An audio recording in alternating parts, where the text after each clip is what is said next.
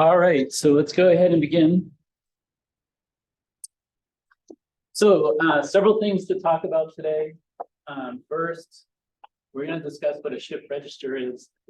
And then a universal shift register is actually part of the final project individual. So it would be good to have an understanding of that since it's part of the final project. And then we're going to end with sequence detection. And a sequence detector is what you design in lab 6. Okay, so the first part of what I talked about has to do with a portion of the final project individual.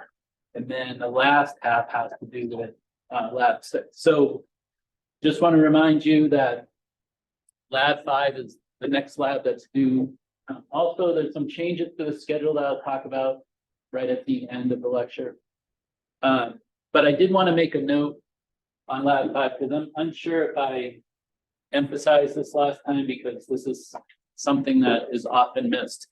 And that's in lab 5. And remember, lab 5 is basically lab 4 with memory and also using Dr. Milley's time multiplexer so that we can put data on all 4 7 segments at the same time. And there's 2 additional inputs on lab 5 that you didn't have on lab 4 because lab 5 has the memory. You have a clear input and you also have an enter input. Make sure that you make both the enter and the clear inputs the buttons on the basis board and not a switch. Okay, you're still using the switches, for the other inputs, but specifically for the reset or clear and also the enter, I want you to use the buttons. If you use the switches, you're going to lose points. You can probably lose a point or 2 if you use the switches. And all you have to do in order to do that is in the constraints file, just like there's a section for switches and a section for LEDs and, a section for the 7-segment display, you'll see that there's a section for the buttons. There's 5 buttons that are on your basis board. And you can choose whatever buttons you want to use. But again, make sure you use buttons, not switches for the clear and the enter. Okay. All right. So the first thing we're going to talk about is shift registers. And the first thing to know about shift registers is that there's 2 types. These 2 acronyms here. SRR stands for shift right register. And SLR stands for shift left register. Okay, so there's these 2 types. And what distinguishes between a shift right and a shift left is where the data in goes. Okay, so if you have a shift right register, data in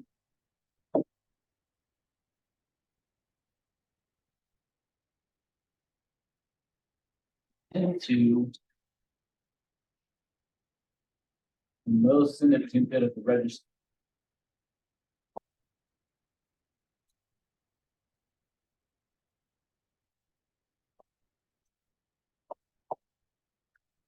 And I'm going to give examples, okay, but that's the definition of what a shift right register, what it means.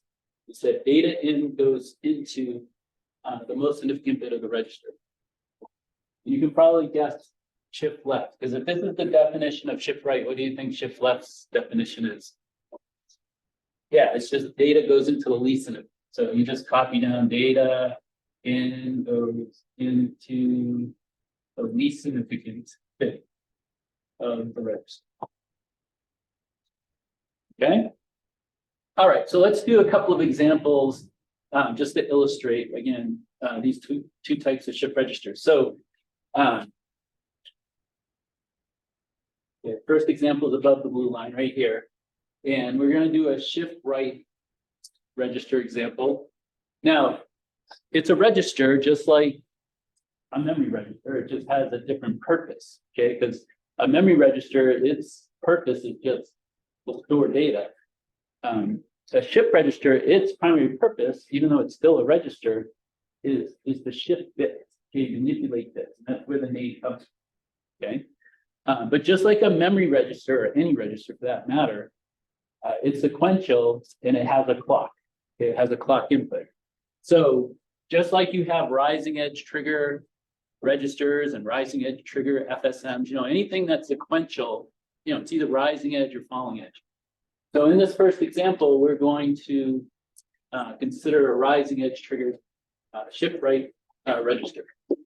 So you'll have an input on the shift register that's typically labeled something like DRN. Okay, so this is where you put what data you want to go into the register. Okay, and in this example, I made DRN equal to 0. And then this notation here, the rectangle with the squares, that's shorthand for a register diagram. Instead of drawing out 8 D flip-flops, because remember how memory registers, right? They're made out of D flip-flops. You need a flip-flop per bit. Well, same thing with the shift register. And the only difference between the shift register and the memory register is how the flip-flops are connected together. Okay, but just like a memory register, a shift register, you need a flip-flop per bit. So this is an 8-bit shift register, so there's 8 flip-flops. But I don't feel like drawing that whole diagram out. So I just use this notation where each square, well, the rectangle represents the register, and then each square represents an output of a flip-flop of that register. Okay, so there would be 8 flip-flops, and this least significant bit flip-flop has a Q output of 0. This one has a 1 as a Q output, and so on. Okay, and I'm just showing what the contents of the shift register are to begin with. This is like at T equal to 0. Get a better so this is our initial contents. It's probably a better way to phrase it. This is our initial register contents. Okay, so we've got that data that's in the shift register. This is the data that's at the data input. And now to make something happen, to make the shift happen, you have to clock the register, which means you have to give it its appropriate clock transition. Where here, since it's rising edge, we need to make the clock input, right? So this would be our clock input here. We have to make the clock input go from a 0 to a 1. Okay, and right at this time, okay, right at the transition time, that's when the shift occurs. Okay, so right at that 0 to 1 transition, at that time, the data in is going to go into the most significant bit of the register, right? So you see this 0, it's going to go into this flip-flop of the register. And then all the other bits shift one place over. So this one is going to shift one place over. This one is going to shift one place over. This 0 is going to shift over 1, and so on.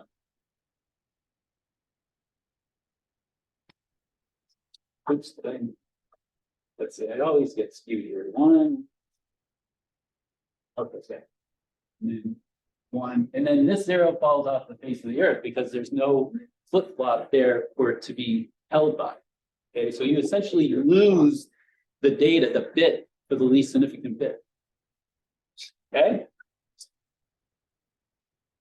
All right, so do you have any questions? Now, I'll get into, what you can use shift registers for, but this is just the basic operation of a shift right. So any questions on what I just did? And by the way, it doesn't matter how the register is oriented. Like, I put the most significant bit on the left because that's typically how we think of it, right? And you can see why it's called shift right, because the data comes in, and when you orient the shift register like this, well, all the bits are moving to the right. But if I had oriented this register vertically, where the most significant bit is here, it's still going to operate the same way.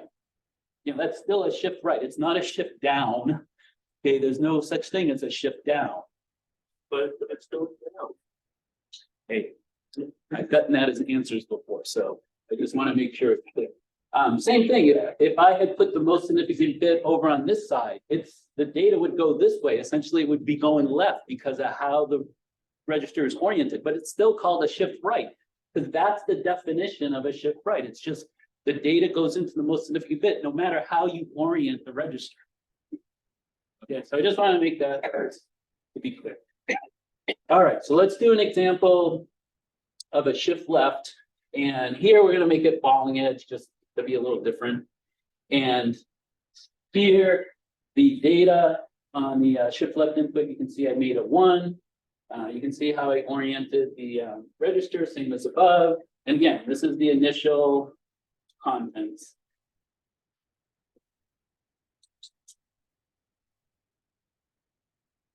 Okay, so it's basically what we discussed before. It's just now the data is going to go into the least significant bit on the falling edge, the time of the falling edge. So the clock at the time of the 1 to 0 transition, okay, right at this time, that's when the shift occurs. So this data on my my data left input here, this is going to go into the least significant bit.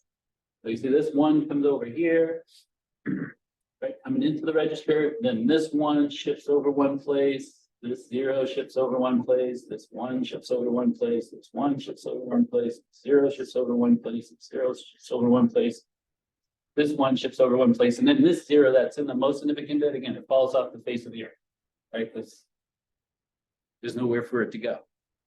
I mean, if you wanted to keep that, you would need another bit in your register, right? But then even that bit would, again, fall off and not be held. Whatever bit the most significant bit is when you're shifting left, that goes away.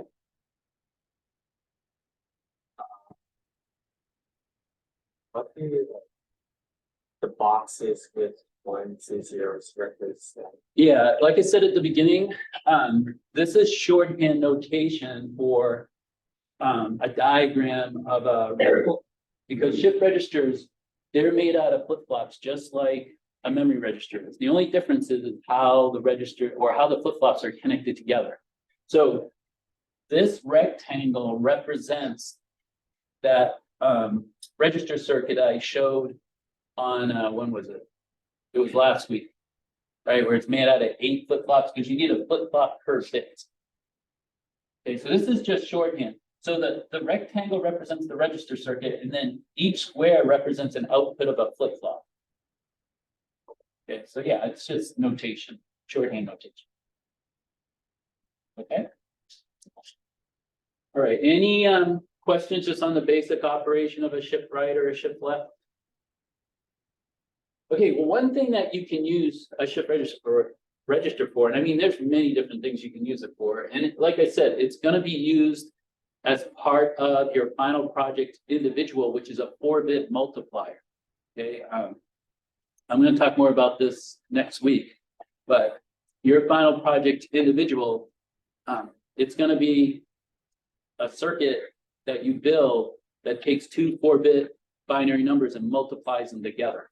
And when we talk about it next week, you'll see that being able to shift bits is, very useful in that application.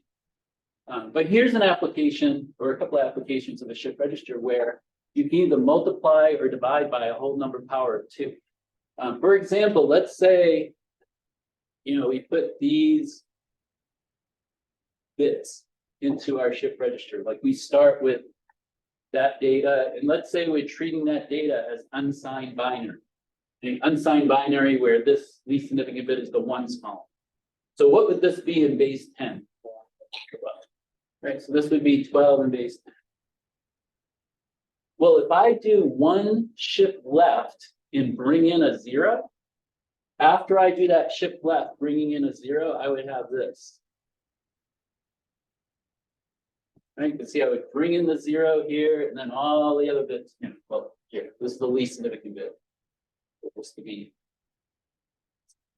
clear, right? So if I'm shifting left, I'm bringing the data into the least significant bit. So if I bring in a 0, Everything else, all the other bits are gonna shift one place over, and now, what is this in base 10, this binary number?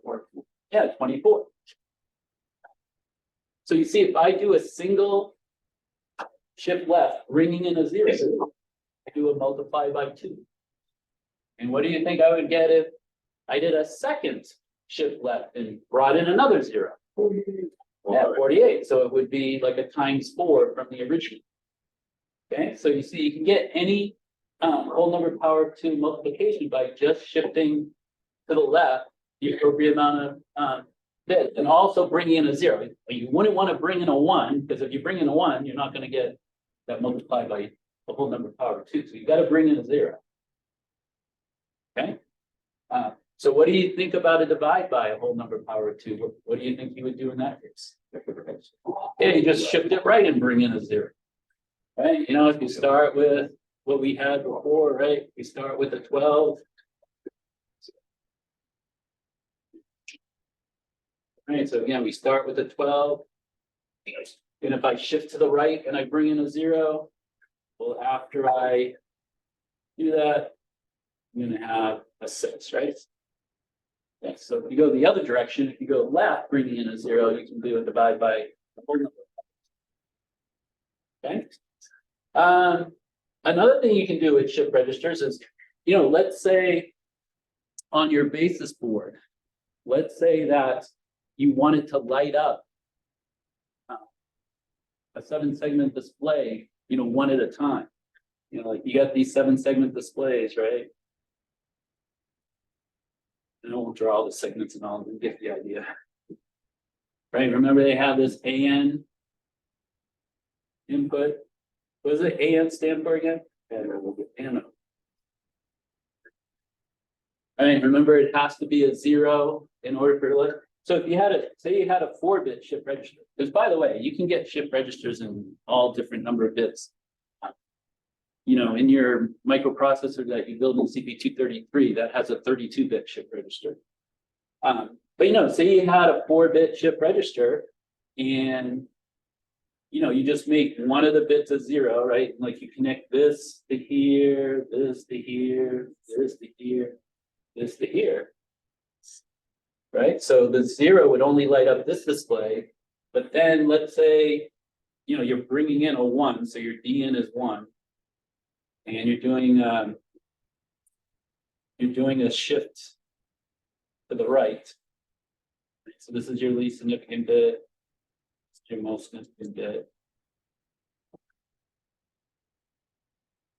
So for each clock pulse, this 1 would come in and the 0 would move over, right? So like after 1 clock pulse, you'd have 1, 1, 0, 1. So now instead of lighting up this display, you're only lighting up this display, right? Then you do another clock pulse. Again, you keep this a 1 and you go 1, 0, 1, 1. So now it's going to light up this display. Okay. So can you see that you could make something where it appears that the message is scrolling, right? Because you pick the correct clock frequency, right? Because, you know, DN, the shifting is happening, remember, on every edge of the clock. So how fast this occurs, or how fast the shifting occurs, depends on the frequency of the clock. So you could have it where it looks like the ticker tapes, you know, like when you see on the news, like the stock market, you know, and they show the messages. Well, a circuit like this could give that effect where it looks like the message is scrolling, right? Because you're just lighting up a letter at a time, and you're doing it at such a frequency, it looks like the message is moving. So that's another, I mean, like I said, there's all kinds of different applications for shift registers. These are just a couple. And like I said, next week when I talk about binary multiplication, you'll see that the shift register is useful there. Okay. All right. So do you have any questions? I mean, again, this is just like the basic operation of a shift register and just a couple of examples. Yeah, application. Is a shift right register always a rising edge trigger, or is that just for the example? No, both of these could either be rising edge or falling, and that's the same for any sequential circuit. Yeah. Yeah, and the thing is, and this is something that I should really look into, but I don't know how many of you are familiar with the term, what is it, DDR memory, double data rate memory in computers. Double double, let's see, is it double data rate? I think it's double data, yeah, double data rate. That's basically circuitry that's sensitive to both edges. You know, it's basically memory that's sensitive to rising edge and falling edge. So, you know, where that's useful is you basically double the speed, right? Now, I haven't seen, I mean, I could speculate how they would do it. I mean, it's probably just a combination of rising edge and falling edge flip-flop, but I've never actually seen a DDR like circuit. I don't know, I should probably Google that someday and see if there. Final project, we have to make one. What's that? Final project, we have to make one. Hey, that would be a good final project because I haven't seen it. Yeah. Oh, let's do it. Okay, so any, that's me over here.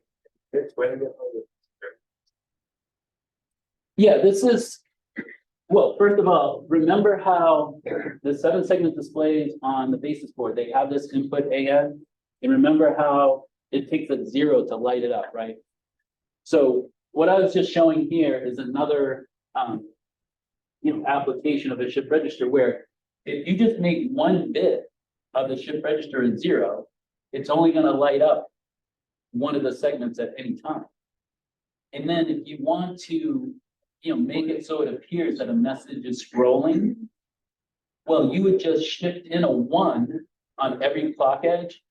And now, when the 0 is located here, it's only lighting up this display.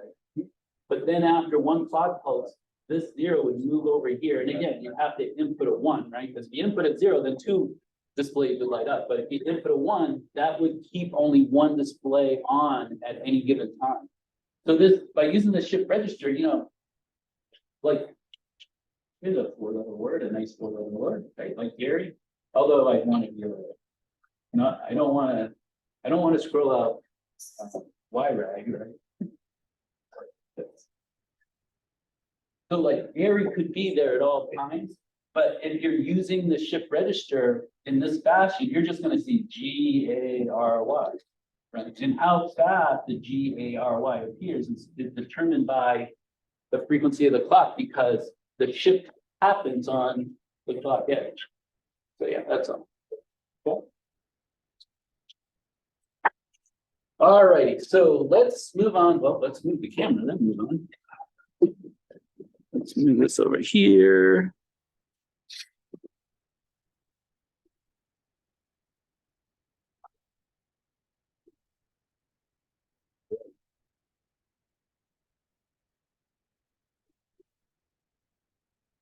Okay, so like I said, this is basic shift register operation, just a couple of applications. Again, there's many, but now in a practical sense, usually the device that's most often used instead of just like a basic shift register is this type of shift register that's called universal.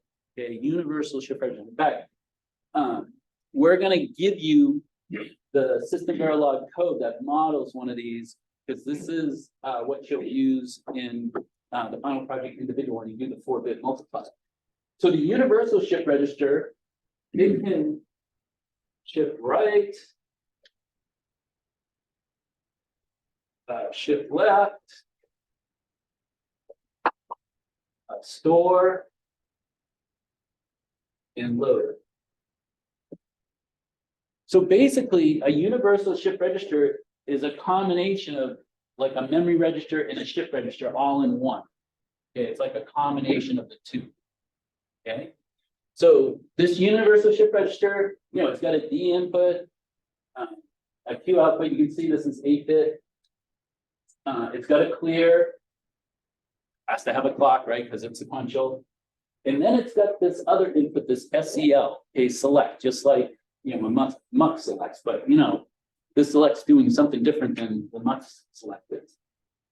Now, the code, the system Verilog code that models this, I put one sheet on at each table, so maybe you can take a picture of it at some point or copy it down. But if you want to take a look at the code here, most of this should be familiar to you. Again, at the top, of course, you got to name it. You can see its name, shift register. We got our inputs declared, our output declared. Again, you got to have the logic there for the output because the outputs within an always FF block. You can see it's rising edge, right? That's sensitive to the pause edge of the clocks. Now, this is just a little bit different because remember the FSM that we talked about last week? When we got to the always comb, it was a case statement, and then you had like an if statement within the case. This is the opposite. Here, for this shift register, you have a case within an if. Okay, so it's kind of like a flip. So if you look at the if statement, it starts off, if you clear, well, that's going to make you assigned to all zeros. But if you're not clearing, if you look at the else, and that's all that I copied here on the board is just the last portion of this, because like I said, the top of it you've seen before. This is a little bit different. I mean, you've seen a case statement before, but this is a case within an if. So if we're not clearing, then it's going to depend on what this case statement gives us as far as what's happening. And you can see that the case statement is sensitive to the select input. And the select input is 2 bits. So if I have 2 bits, I can represent how many things? 4 things. So you can see within the case statement, there's option 1, 2, 3. Notice there's no option 0. We'll talk about that coming up. But if the select input is a 1, look what's going to happen. Q is just going to be assigned what D is. So which of these is happening for select 1? Which of these? Oh, here, is it shift right, shift left, store, or load? Load. Remember, but I'm glad someone said store because that is a common misconception. Remember here, what we mean by store is that the output doesn't change, right? That the output remains what it was previously. Okay, if the data changes to D, that's like hitting enter. That's putting the new data in. Okay, so yeah, this is enter, or load.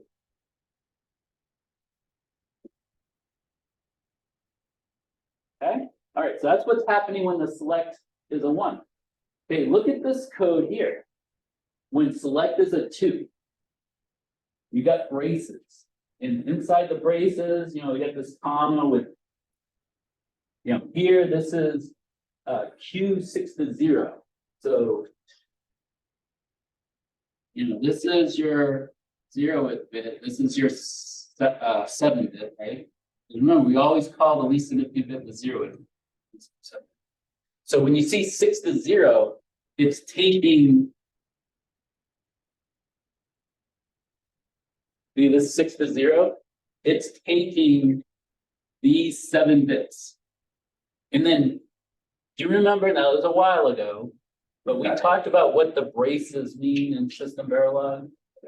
Concatenation. What does concatenation mean? It's a fancy word for what? Yeah, joining, combining. Yeah, exactly. So you see what this is doing is that it's taking these 7 bits and joining a single bit equal to 0 to the right of it, right? So you see it's taking these and then putting a 0 on this side.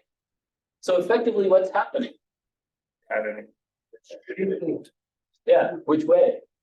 Left, right? Because it's taking these 7 bits and then putting a 0 here, which effectively moves those 7 bits to the left. So you see, this is how you would do a shift left. The shift left. All right, then look at option 3. Option 3 is also taking these 7 bits, but putting the 0 on this side. That's a what? Yeah, that's how you do a shift right.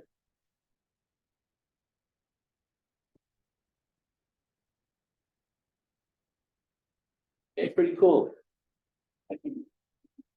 All right, but now, do you know why there's not a 0 option? Store. Right, because that's when we're storing. Right, you know how with an if statement, if you leave out an else, that creates a latch? In a case statement, if you leave out an option, that creates a latch. Okay, so that's how storage is with a case statement. So, What's the difference between load and store? well, remember, store means that the next data queue just equals the present data queue, like nothing's changed. Okay. Load is you're making Q equal to whatever's on the D input. Like that's like putting new data in. Okay. So like in your lab 5 design, when you hit the enter, well, first of all, before you hit the enter, if you move your switches for either A or B or both, the display should remain whatever it was previously, right? Because until you hit enter, your register should be storing that previous information. So it's not until you hit the enter that now the queue gets updated. Yeah, that's what we mean by load. Load is the same as enter. Yeah, I know there's several different words that mean the same thing. I mean, we could even put enable here if we wanted to. I mean, all these things mean the same thing, that queue is going to be assigned whatever's on the D input. Okay, but when you're storing, it means that your next state or your the output that comes next is just going to be the same as what it was previously. Yeah. Okay, yeah. Any other questions? Like I said, this is part of the final project individual. I'm going to talk more about it next week. Okay, but any questions before we move on? Because the next thing is sequence detection, and that is lab 6. Okay, you ready for sequence detection? All right, let's do it. All right, so first thing about sequence detection. Let me get my definition here so I don't screw it up.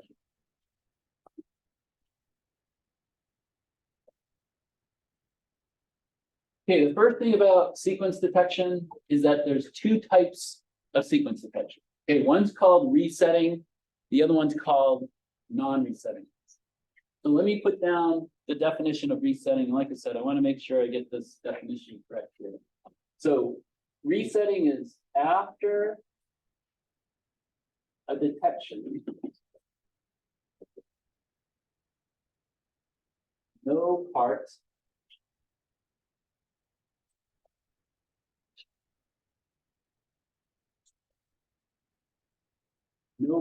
of detection sequence into the subsequent detection. Okay, I know it's a lot of words, and I think when I do this example, it will make it clear. But anyway, this is the definition.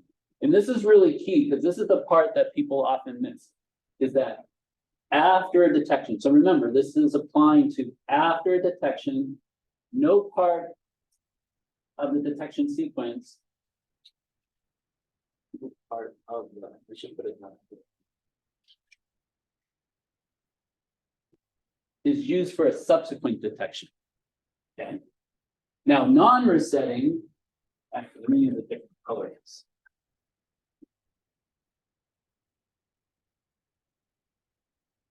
Non-resetting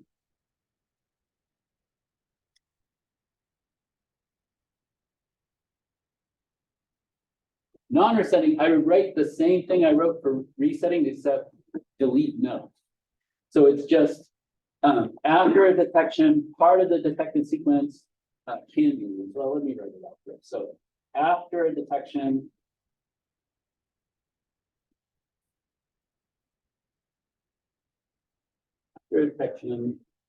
part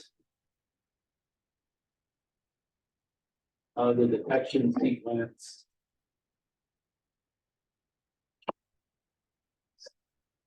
is, so I guess I could have just wrote the same thing without is used for subsequent.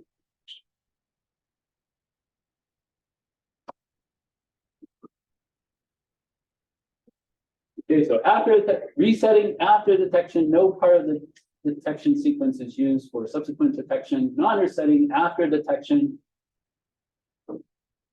part of the detection sequence is used for subsequent detection. Okay, so the only difference between the two is here you get a no and here you don't have that no. Okay, but like I said, I think this example will make it clear. So let's say that we want to detect this sequence. We want to detect 1011. And then let's say this is our string of bits. Okay, and in this string of bits, we want to detect when we have that sequence. if you have a resetting where after detection, you can't use part of that previous detection for a subsequent detection, these are the detections you would have. You would detect 1, 0, 1, 1. We're going left to right here. So you would detect this one, right? 1, 0, 1, 1. And then you would detect this one, right? 1, 0, 1, 1. And then you would detect this one, right? 1, 0, 1, 1. But if it's resetting, you see how I have another 1, 0, 1, 1 if I were to include this bit here of this detection? But you see, if it's resetting, I can't do that, right? Because after a detection, if it's resetting, no part of a previous detection can be used for a subsequent detection. So if I have this string of bits and I'm looking for this sequence and I'm doing a resetting, I would just have 3 detections. This would not be a detection in a resetting case. Okay, now if it's non-resetting, I can use a bit from a subsequent detection for a subsequent detection. So if it's non-resetting, I would have this detection, I'd have this detection, I'd have this detection, and then I would also have a 4th detection, because if it's non-resetting, I can use a bit from a subsequent detection for, or a previous detection for a subsequent detection. Okay, so that's the difference between the two. Does the example help with what the difference is? Okay, so any questions on these two types? Now we're going to do another example. So hopefully this will become even clearer, but again, everybody good up to this point? Okay, let me turn the camera. So this example we're going to go over next with the state diagram.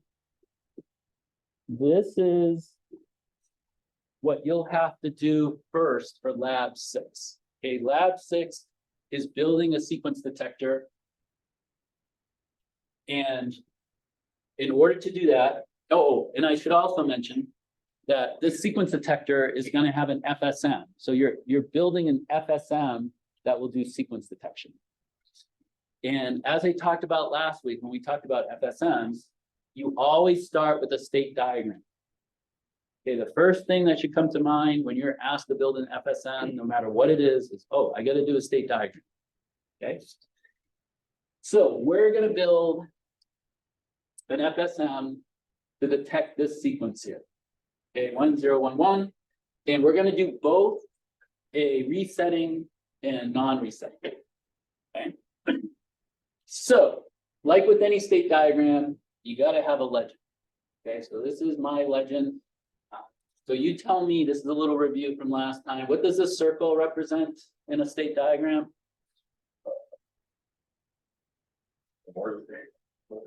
Just the circle itself. Your current state. Just a state. Yeah, just a state. Yeah, I guess you could say current state if you're looking right here at that one at any particular time. But this would be like the next state from this state if that's where it goes next, by the way. Yeah, but anyway, just a state. What's this right here? That's your label. What's this? Yeah, more output. Remember the output. The more output, the reason we put it inside the circle is because a more output only depends on what state you're in. How about this, the arrow, what does that represent? Clock cycle. Yeah, the clock edge, clock cycle. Mealy output. Well, that could be a Mealy output, but what if I put the bar like that? That's the input. Yeah, it's an input. Yeah, condition input. Yeah, Mealy, if there's no Mealy, let's see. If, can I say 100% of the time? I think I can say 100% of the time that if you just have one variable there, it's got to be an input. Because if you have a Mealy output, that would imply, yeah, in fact, it would have to be that way, right? Because remember the difference between a Mealy FSM and a Moore FSM. The Mealy, the output not only depends on the state, but depends on an external input. So you can have an external input without a Mealy output. I mean, that's also possible. But if you have a Mealy output, that implies that you have to have an input. So if you don't see a mealy output, like you don't see the bar with something written under it, then this has to be an input. It can't be a mealy output, because if it's a mealy output, it would have to have an external input. What I'm trying to say. Okay, so this is an input here in this case. Non-external. Or External. external. Yeah, what we mean by external, that, if you remember the high level FSM diagram I had, where you had next state decoder, state registers, output decoder, your external inputs are just going into your next state decoder. And in the Moore case, that's all they go to. But in the Mealy case, you'll have at least one of them that comes over to the output decoder. Yeah, so this is just, going into the next state decoder. Because, we don't have a Mealy output. Okay, so you can see that, I drew my states and I labeled them A, B, C, D, E. And we're gonna start, also this Z output, okay, this Z more output, it equals 1 when 1, 0, 1, 1 is detected.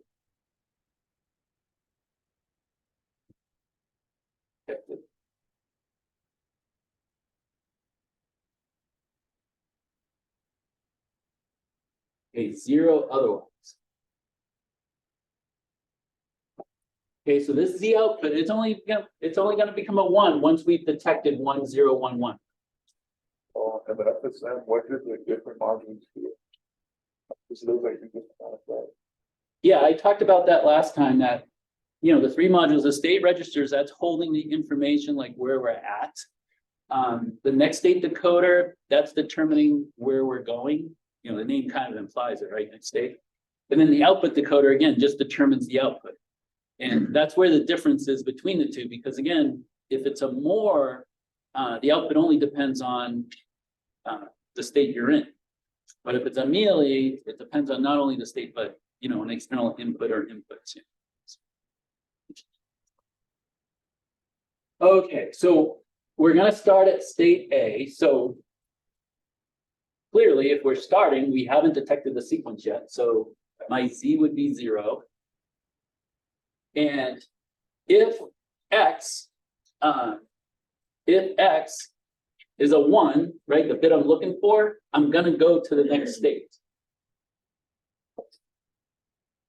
Right, so you see this 1 here, that's X. Okay, so X represents these bits coming in here. This is like our X. Okay. So now what I'm gonna do, and the reason I'm going to do this is just because it's helpful, you'll see eventually, is that I'm gonna write next to each state what it took to get there. Okay, now this isn't something that's absolutely necessary to do. It's not like typically part or, like a required part of a state diagram, but you'll see why I'm doing this, okay? You'll see that it's kind of handy. So you see to get the state B, we need a 1. And I'm just gonna write that kind of to the side. Okay. All right. So now, if we get a 0, well, we're going to go to the next state. Now, and also here at B, all we have is a 1. So we haven't detected the sequence yet. So Z is going to be a 0. Okay. Now, if we get the next bit in the sequence of 0, we're going to move to the next state. And again, we haven't completed the sequence yet, right? Because we only have 1, 0. So Z is still a 0. And to get the state C, move this out of the way.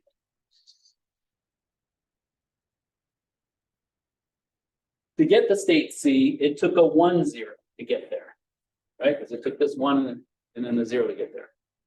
All right, if we get the next bit in the sequence we're looking for, 1, we're going to move to D. And again, we haven't completed the sequence yet, so Z would still be at 0. And it took a 1, 0, 1 to get the state D. Okay, and then if we get a 1, well, that will take us to E. And once we get to E, well, now we've detected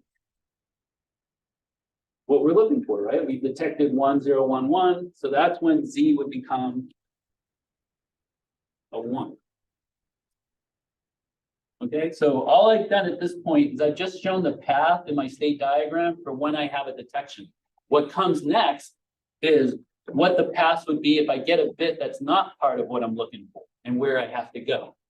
And this is where writing down what it takes to get to a particular state can be helpful, okay?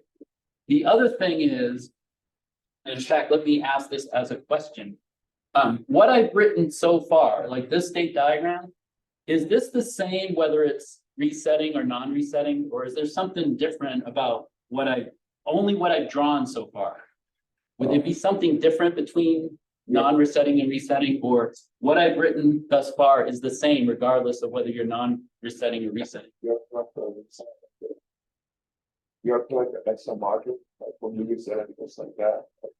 Well, It's the same.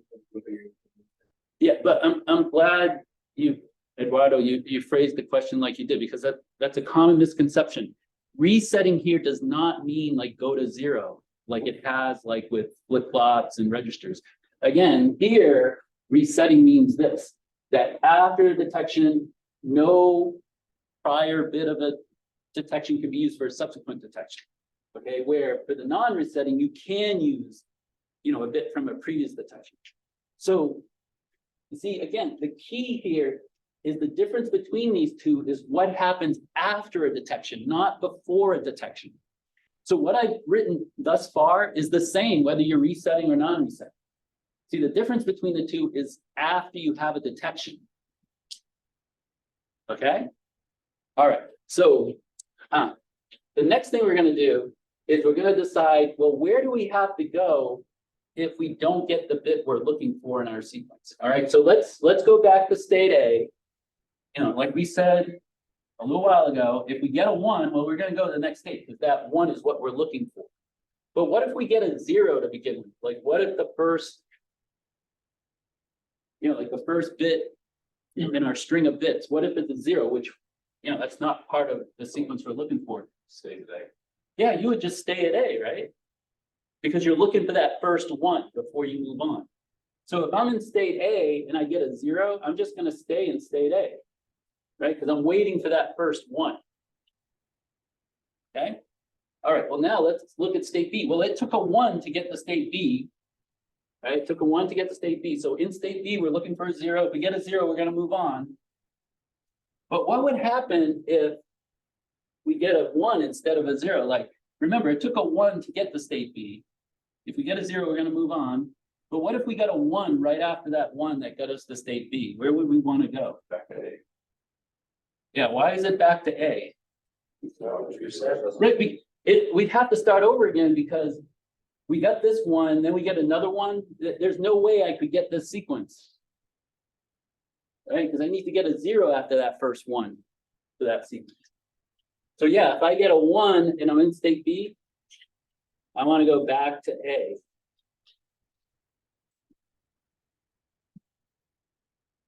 Does that make sense to everybody? All right, so now, like we said, if we're in state B, we get a zero, we move on to state C. So it took a 1, 0 to get to state C. Right, if I get a one, I move on. But where would I want to go if I get a zero when I'm in state C? Back to stay there. Because if it took a 1, 0 to get here, so if I get another zero, is it possible that I could ever get this? No. No, so I'd want to go back to A, right? So I'd want to go back like this. Does everybody agree with that?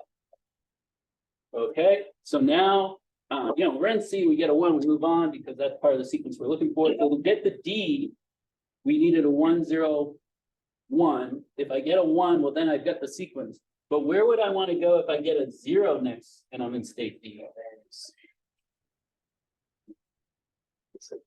Give us C. Remember, resetting and non-resetting are only different after we have a detection. Like everything we've drawn thus far, and even the next thing we're going to draw, where we go from state D, if we get a 0, that's the same whether it's non-resetting or resetting. So it took a 1, 0, 1 to get to state D. we now get a 0. We're looking for this.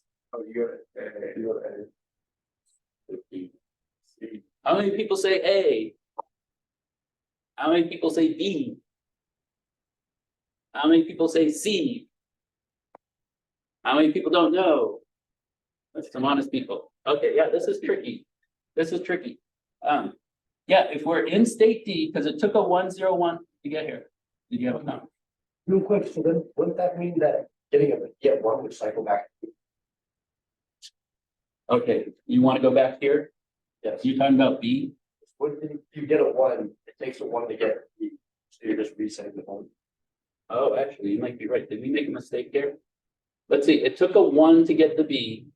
So now if we get another 1, right, this could be the beginning of a sequence.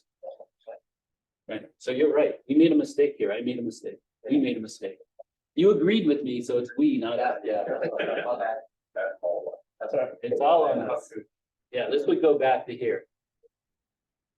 Does everybody agree?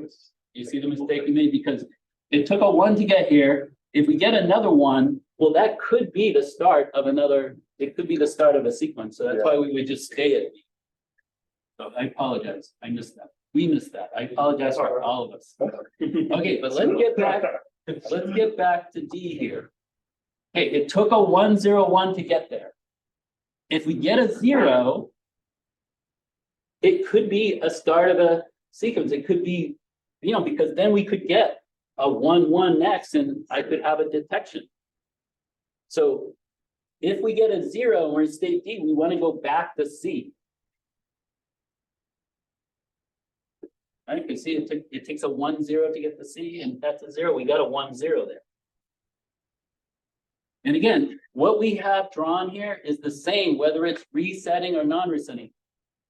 The difference between resetting and non-resetting is what happens after a detection. So you see, after we have a detection, right, once we get to state E, now there can be a difference between resetting and setting. Okay, that's probably the number one thing that trips up people. And you think there's some difference between, everything before detection between the two, but there is none. It's the same for both until you get a detection, then it can be different. Okay, so in the state diagram, let's see, the rest of it here, okay, to finish this, I'll use black, and that's for resetting. Okay, so resetting is after detection, we have a detection here. Now we can't use any part of this for a subsequent detection. So let's say, we have our detection and we're doing resetting first. Okay, resetting. Okay, let's say we get a 0. Where would you want to go? What state from D? A.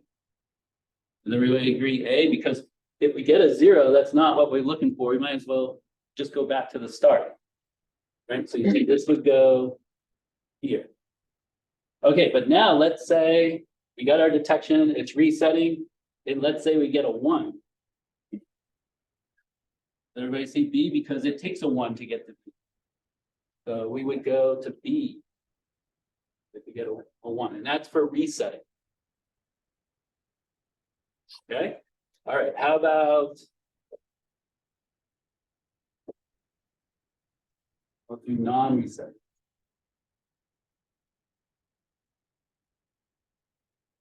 Okay, non-resetting, let's start with a 1. So I have my detection and I get a 1 after the detection. Let's see. Sorry. No, that's A. B. How many people say A? How many people say B? All right, yeah. It's B, right? Because again, it took a 1. It takes a 1 to get to B. So it's just like in the resetting case, right? When we got a 1 after, we go to B, same thing here for the non-resetting. That we would go to 1. Or excuse me, go to B if we get a 1. All right, but how about now it's non-resetting and I get a 0 after detection? C. Yeah, that's C, right? Because it takes a 1-0 to get the C. And if you see, then I would go to C.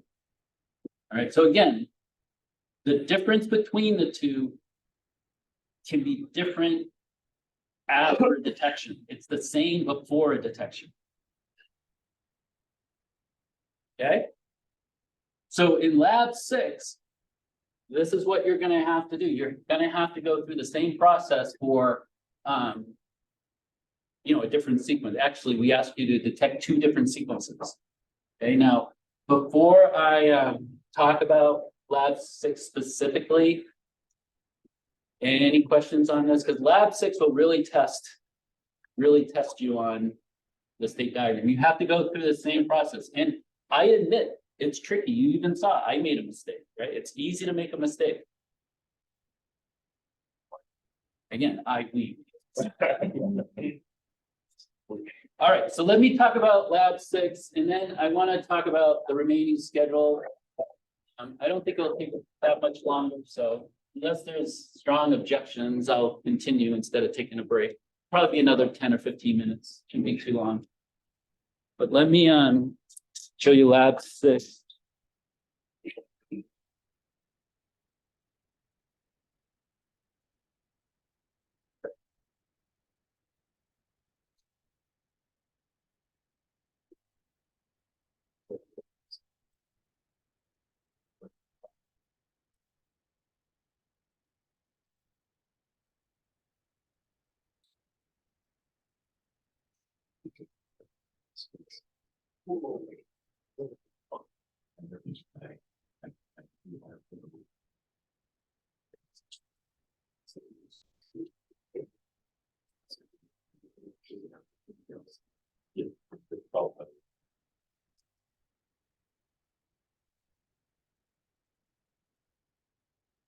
Okay, so lab 6. And I know the resolution is terrible, but this is on Canvas. If you just go to the lab 6 assignment diagram PDF, you'll be able to read this more clearly.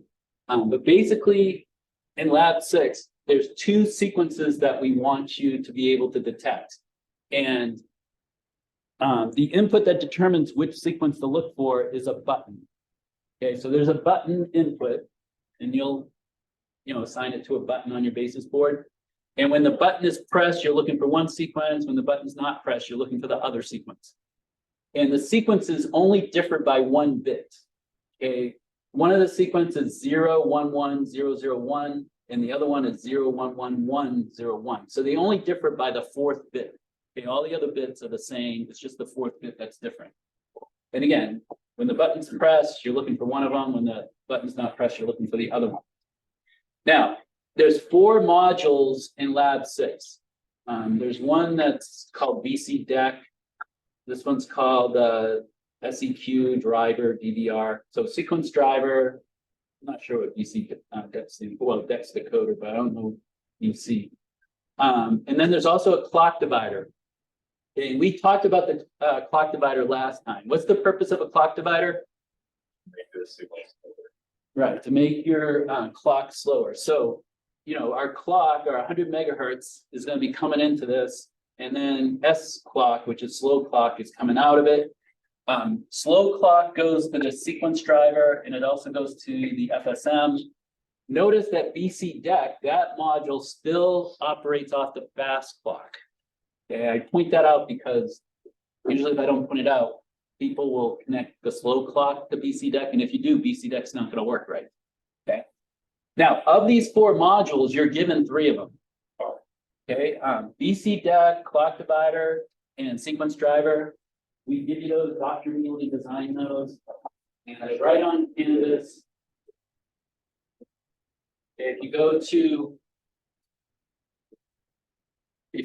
to, I think this is lab resources. Yeah, lab resources.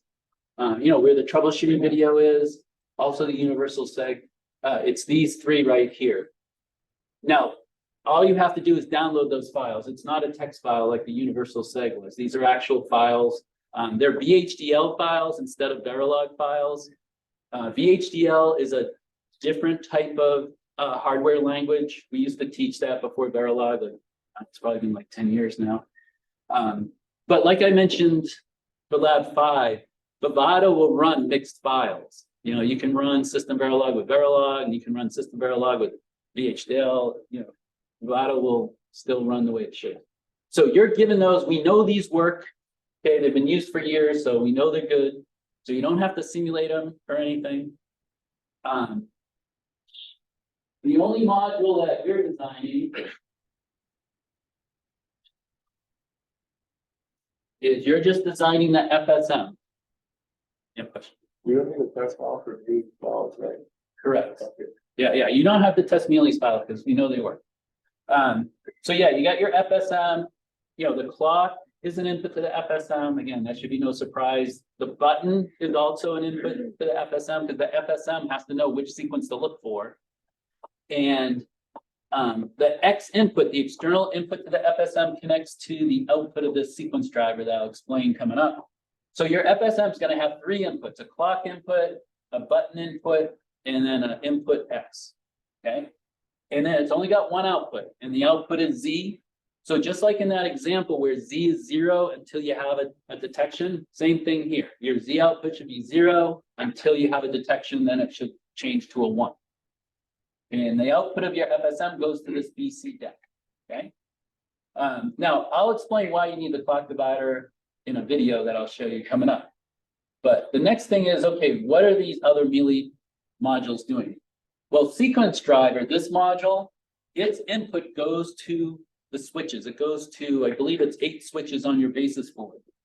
So it's taking the data represented by those switches, which are in what we call a parallel format, right? Because at any one time, you know, those switches can be up or down and you can have 8, you know, different bits.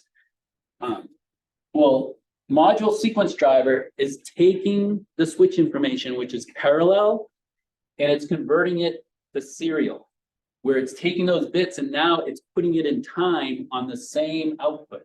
So you got 8 inputs, right? So 8 bits coming in. And then those 8 bits are now going to be on one output, which is called serial information. So this module is basically doing what we call parallel to serial conversion. And then it's feeding those bits that the switch represents into your X input. So that's what's creating the string of bits coming into your FSM is this sequence driver, right? And now you're going to design your FSM to look for a sequence within those bits that the switch positions represent. Okay. BC deck is another time multiplexer type of circuit that Dr. Mealy designed, where if the Z input is a 0, it's going to display the word crap.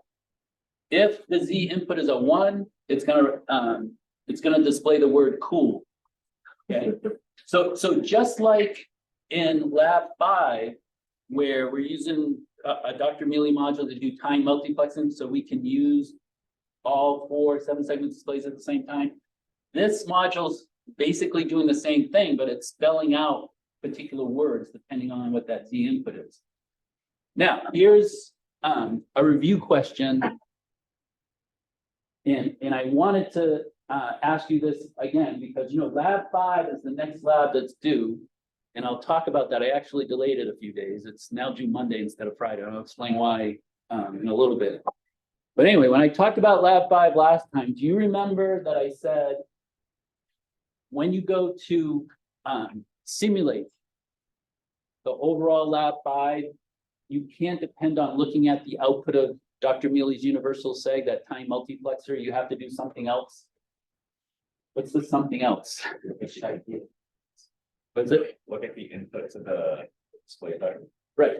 Yeah, you got to look at the inputs into Dr. Mealy's module, because the simulator can't simulate time multiplexing. So if you look at the outputs, you know, the seg and the AN of the universal seg that Dr. Mealy designed, it's just not going to make sense. It's either going to be stuck on a value or it'll just show crazy stuff.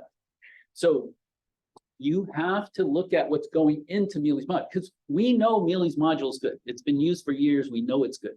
So if what's going into it is correct, it's going to output the right thing. Okay. Well, similarly, here in lab 6, you can't look at the output of BC deck on the timing diagram to verify it. Again, because it's a time multiplexer type of module, the simulator can't give you useful information. It's just gonna be garbage, okay? So here in lab 6, you know, like all the previous labs, you would turn in the simulation for the overall, right? You wouldn't turn in any individual simulations. Well, here, this lab's different because all the modules we know are good, and you can't verify the overall by looking at the output of VCDEC. So what you turn in for lab 6 for your timing diagram is your FSM. Because if your FSM is working, we know it's gonna work with the rest, as long as you make the connections correct. Okay?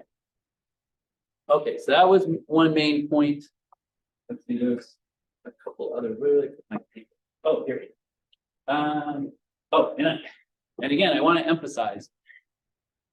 Oh, well, I didn't say at the beginning, but up here, we want you to do a resetting. Okay, so we want this sequence detector to be resetting. So again, what does resetting mean in this case? It's not this. Yes. This. Yeah, after you have a detection. So everything you said, but at the very beginning, remember, after a detection, then what you said, okay? It doesn't mean you have a reset. Okay, again, I can't tell you how many times that I have people add a reset input and I ask them why, and they say, oh, well, it's resetting. That's not what it means here, okay? I can understand why a person would do that, but again, it's not right. Okay, I'll show you in a minute why you need the slow clock. Oh, and this is the next thing that's different.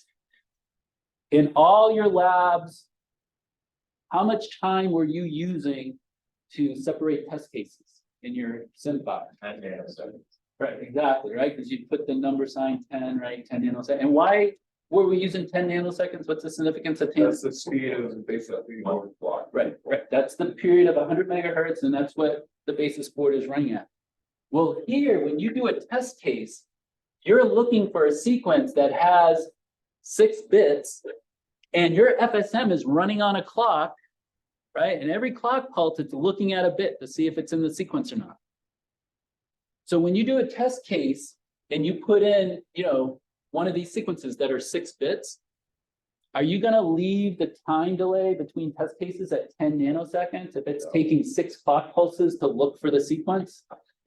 Yeah, what do you think you're going to put as a delay now? 60.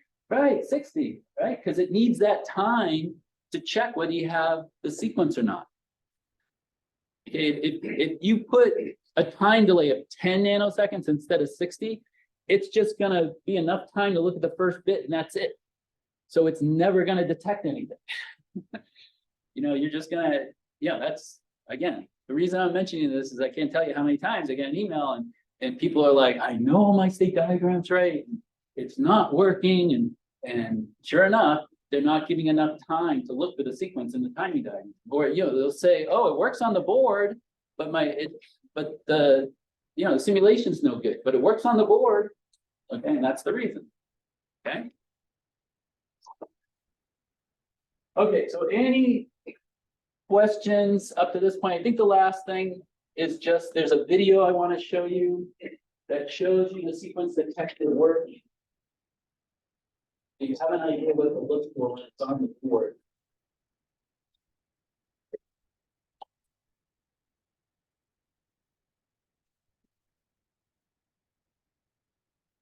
Okay, so you see the switches is how you set the sequence. And you see the LED shows you what bit it's looking at.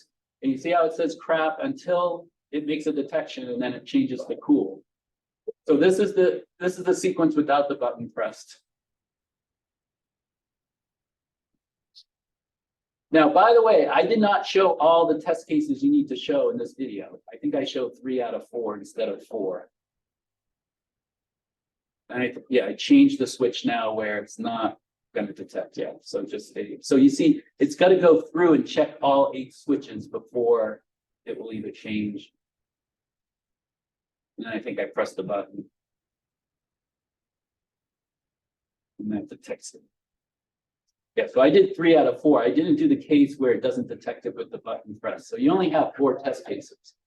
Now notice the speed of the LED. This is the last thing I wanted to mention. In Dr. Mealy's clock divider, and remember the clock divider that we went over? what was the speed or the frequency of that slow clock depending on? Like, what could we easily change in that clock divider module I showed you last week to change the frequency coming out of slow clock? The number of iterations registered.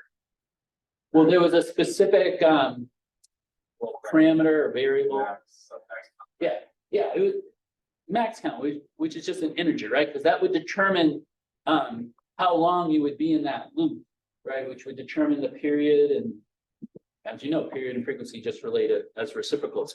Well, in clock divide, that module that we give you, Dr. Mealy's,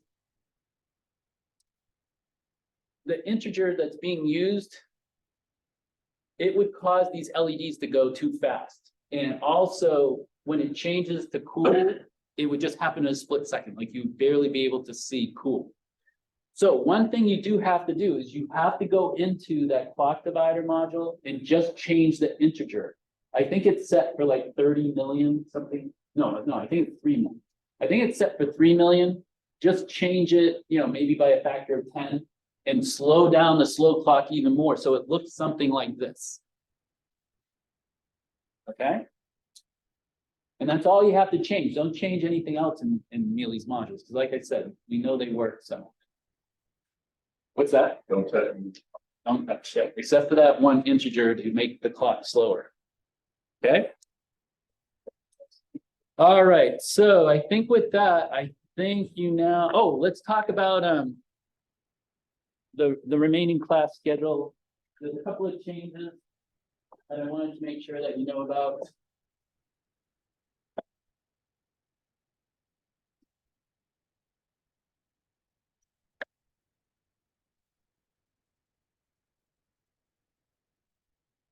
Okay, so you may want to take a picture of this at some point. Well, I would take a picture of most of what's up here today, because you're going to need the sequence detector for lab 6, like we said. So you may want to take a picture of all this. And I would take a picture of the code for the shift register because that's part of the final project individual.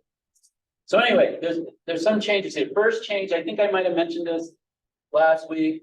This Thursday, there's no class. I have a medical thing I got to do.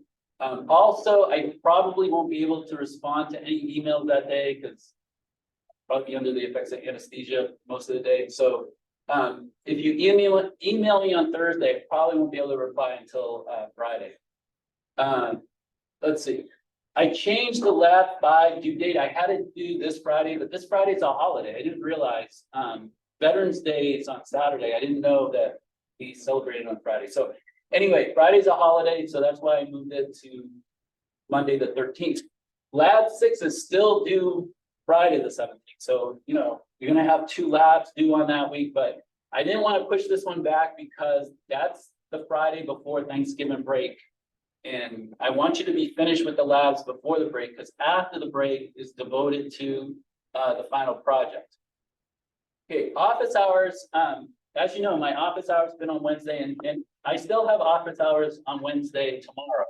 But next week, my office hours are going to be on Monday instead of Wednesday because I'm not going to be able to be available that Wednesday.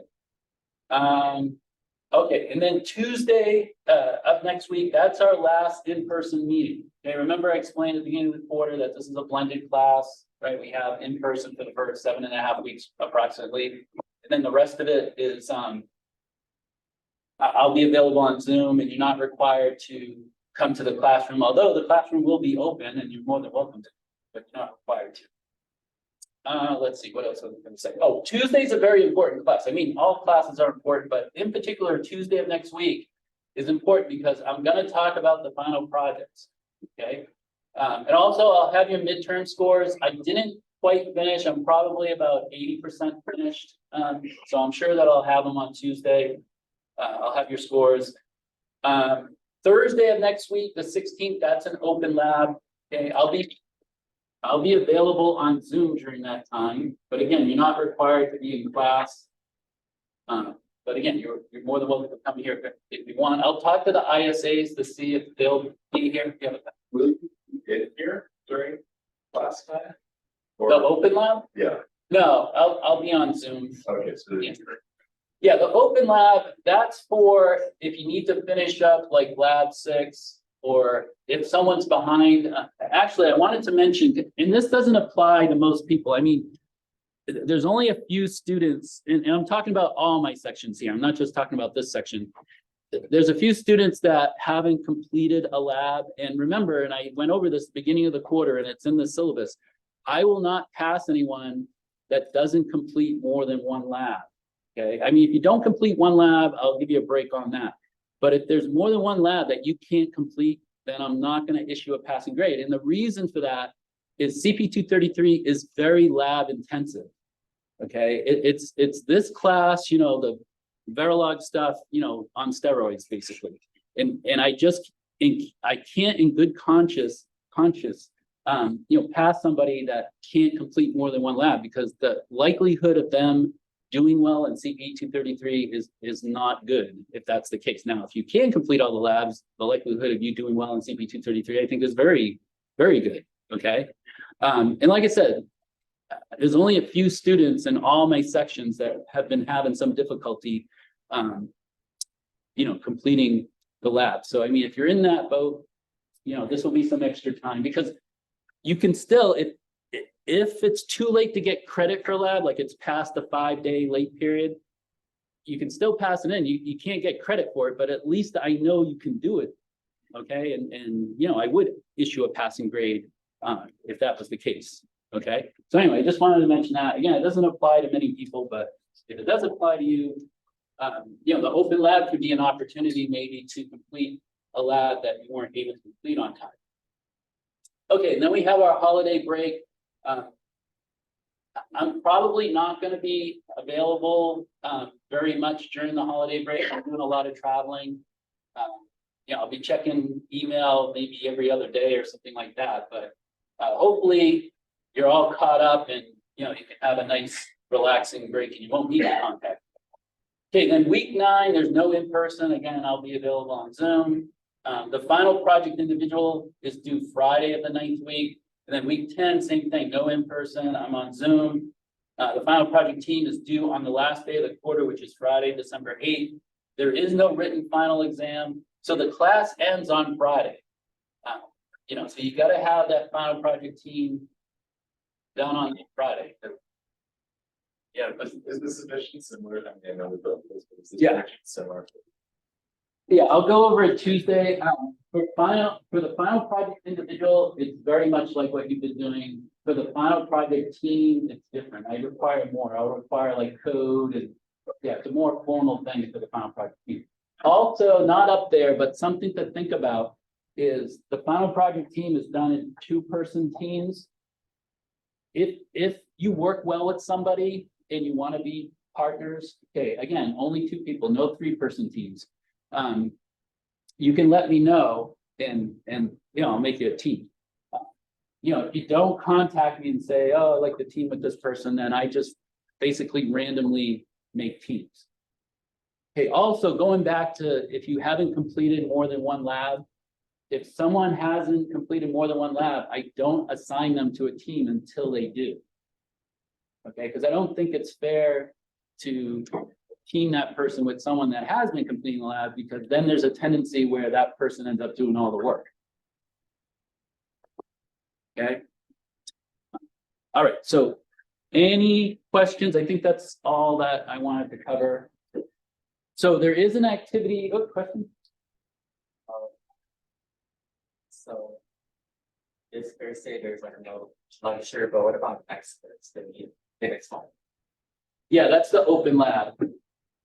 It's up here. Like I said, you might want to take a picture of what's up here. I know it's a lot of information, but yeah, and that's no change actually. That's been scheduled since the beginning of the quarter. That's the Thursday before the break. But yeah, that's the open lab. So the last time we have any new information, any in-person meeting is Tuesday next week. Okay. And also, I just want to mention that, you know, not having the class Thursday, you're not missing any information. We have an extra meeting because we started on a Thursday. So I don't want you to think like you're missing something. I mean, what you're getting this quarter is what, you know, the amount of information that I teach every quarter is the amount of information that other 133 instructors teach. So you're not missing out on anything. Sorry, like a personal question, but if I need, so I need one of my lots to like regraded. What do we call that with the graders? Well, Pranay comes in at 10. You could just ask him. He'll be here at 10. Yeah. Okay. Yeah. I just haven't seen those. Okay, yeah, he should be here at 10, so. Any other questions? Okay, so there is an activity. Oh, there's another, I'm sorry. How many people do we have in our final project here? It's just 2-person. Yeah, 2-person.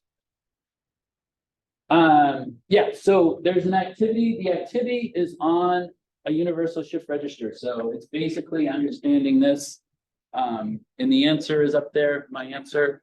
Okay, so work on the activity, then after that. Let's see, lab 5 is the next thing that's due, so. We're getting close. What's that? We're getting close. Close to what? Then- Oh, okay. Yeah. It's shocking. Yeah. I was much. Yeah, there's not any